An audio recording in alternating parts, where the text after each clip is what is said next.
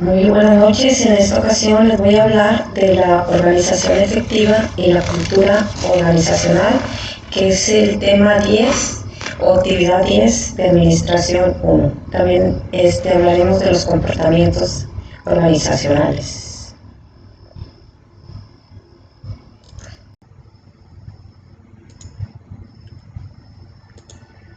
Iniciaremos con la presentación. Organización efectiva y cultura organizacional.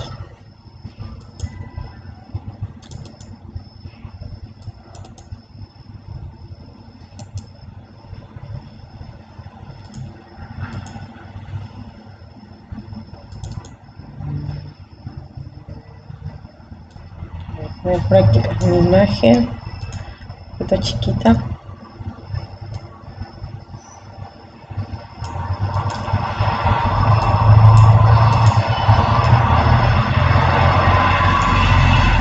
Un poquito por aquí para no estorbar con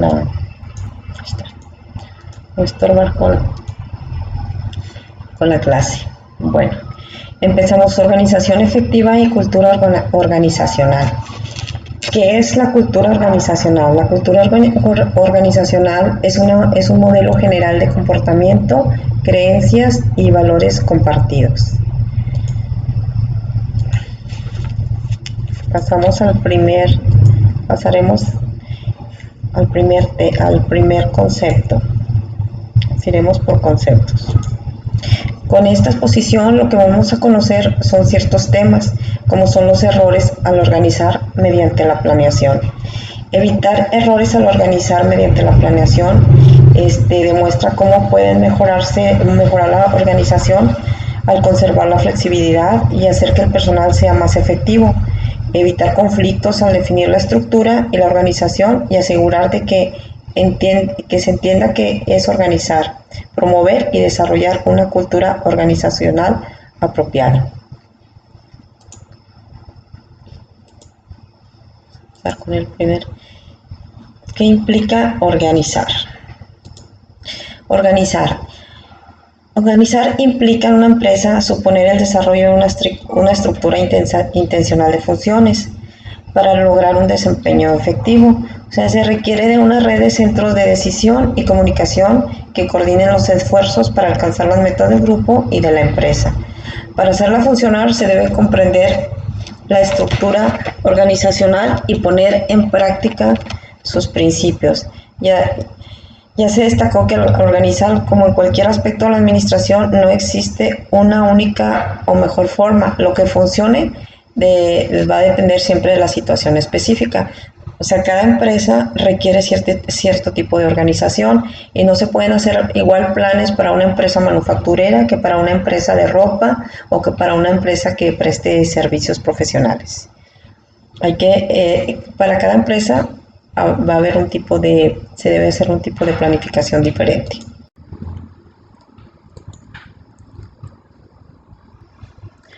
Vamos a poner aquí un cuadro comparativo de las formas de organización de diferentes países. Aquí pusimos los 5 países, que es Japón, Estados Unidos, México y Colombia. Vamos a hablar de cada uno de ellos, de la comparación de cómo están organizadas, qué tipo de organización llevan en sus empresas. En Japón, las responsabilidades y rendición de cuentas son colectivas, o sea, todos los empleados son responsables de rendición de cuentas según su puesto. En Estados Unidos, la responsabilidad y rendición de cuentas es individual. Cada puesto, cada gerente, cada auxiliar es responsable de cómo se desenvuelva en su puesto. En China, la responsabilidad y rendición de cuentas es colectiva e individual. O sea, aquí también se les pide cuentas tanto en lo colectivo como en lo individual de cómo están desempeñando su trabajo. En México es lo mismo que en China, es colectiva e individual, ya lo expliqué. En Colombia es individual. En Colombia se les exige rendición de cuentas a cada persona o a cada puesto. La toma de decisiones. La toma de decisiones en Japón En Japón la toma de decisiones es una responsabilidad ambigua. En Estados Unidos la responsabilidad es clara y específica sobre quién toma las decisiones. En China la toma de decisiones se ha tratado de poner intentos de una responsabilidad que sea industrial, que todos son responsables de tomar decisiones. En México la responsabilidad en la toma de decisiones es específica y el manejo de información es informal. En Colombia es centralizada. En Colombia la toma de decisiones no la toman los empleados, sino que solo es centralizada. Solo los jefes pueden tomar decisiones.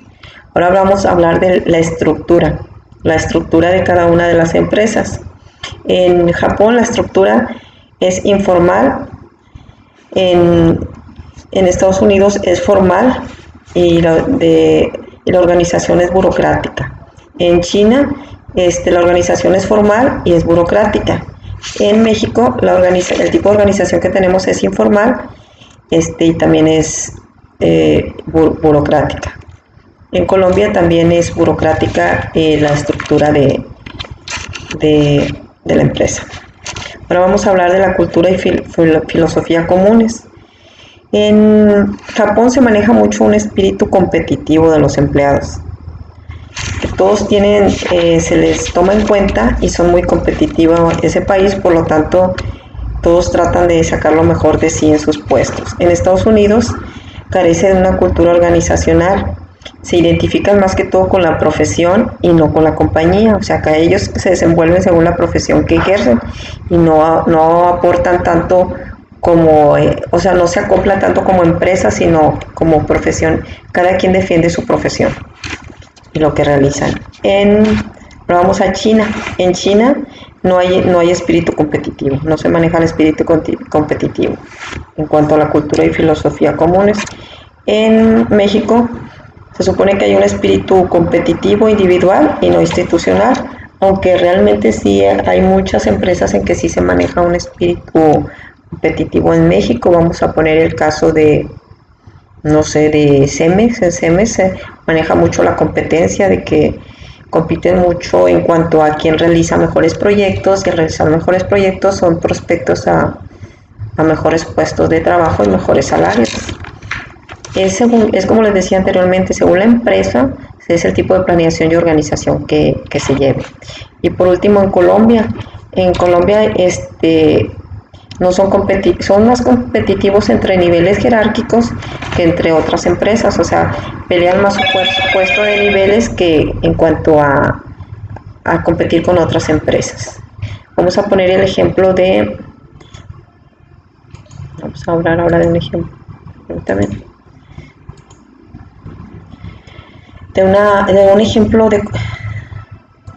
un ejemplo de cultura organizacional. Es como esta persona, vamos a poner el ejemplo de Rosa, es una futura emprendedora de una empresa de lácteos. Esta persona desea establecer creencias y valores que compartirá con su empresa, de manera que la gente que labore en la misma se identifique y comparta dichos modelos de comportamiento. Ella ha tratado entonces de implementar una cultura organizacional. Es un ejemplo de un tipo de cultura que la persona está implementando, para que se den una idea. Ahora vamos a hablar del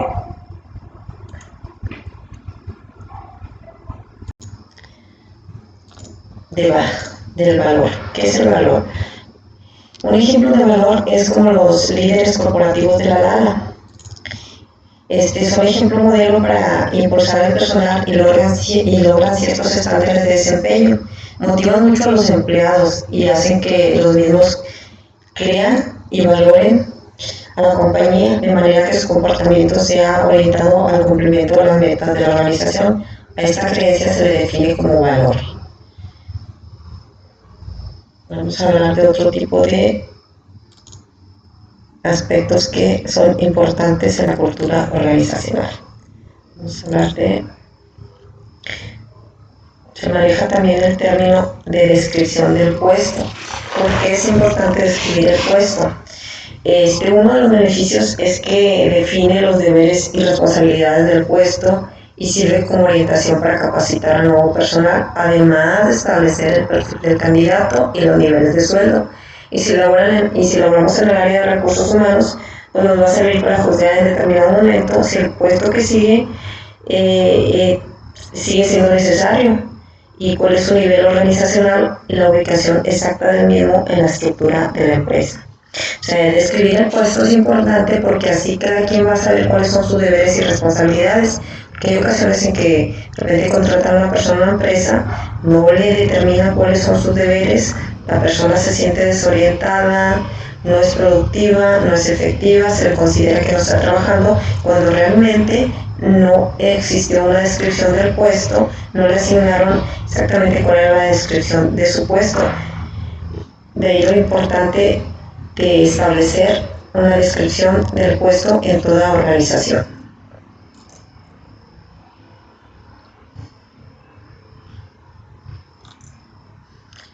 Vamos a hablar también del otro tema que nos ocupa aquí, son los organigramas. Todos conocemos los organigramas. Una empresa que no tenga organigramas no tiene bien delimitados los puestos jerárquicos, desde el más alto, el directivo, el dueño, hasta el auxiliar de piso. Una de sus ventajas de tener organigramas es que traza la línea de autoridad en la toma de decisiones. A veces su elaboración puede mostrar inconsistencias y complejidades que deben corregirse, pero también muestra a los gerentes y al personal nuevo cuál es su relación con toda la estructura, ¿verdad?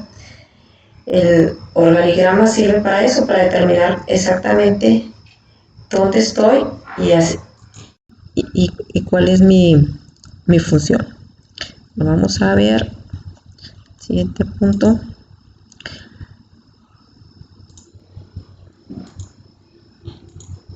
Las autoridades lineales, que vienen son las que las forman básicamente los gerentes y la autoridad de staff o el personal de apoyo.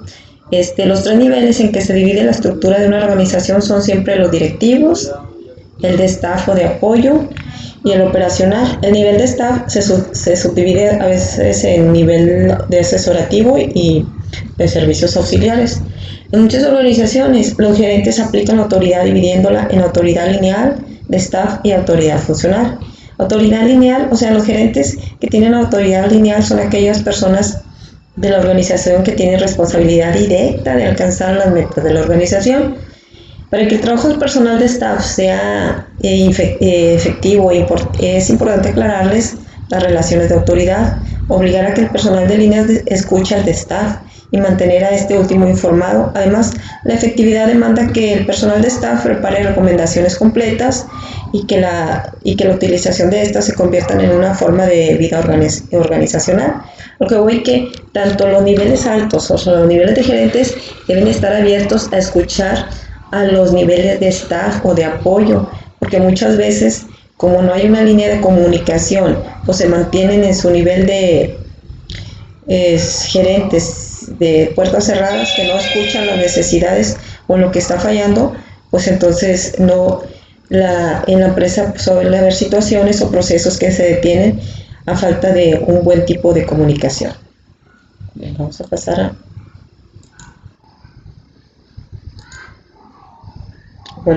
igual aquí es un ejemplo de la autoridad en línea, de staff, delegación de poder y descentralización. Es comprender, dividir y analizar. Eso es básicamente lo que debe ser la autoridad de línea, de personal y de staff. Comprender, divulgar y analizar para tomar una decisión. Vamos a hablar del siguiente punto, la planeación de la organización. Planeación de la organización.